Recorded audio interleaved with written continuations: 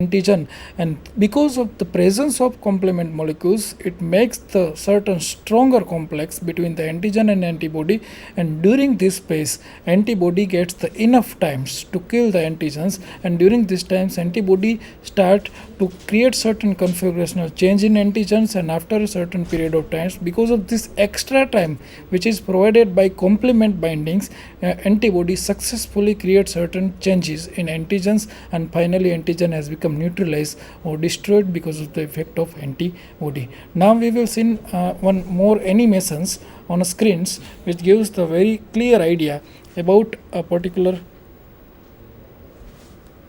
humoral immune response.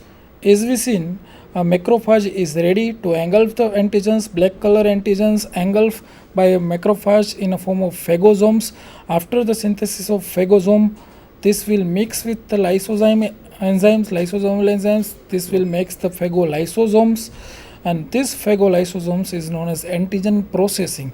After the processed antigens, a selected antigenic peptides selected through a particular phagocytic cells, and these antigenic peptides display on phagocytic cell through the MHC class 2 proteins, and this MHC class 2 protein is now ready to present the antigenic peptides towards the T helper cells, and now T helper cells is accept the antigenic peptides, and further on after that a certain B cells has become activated, and finally B cells release the antibody, and finally this is considered as the humoral immune response induced by specific immune response. Thank you very much. Thank you very much.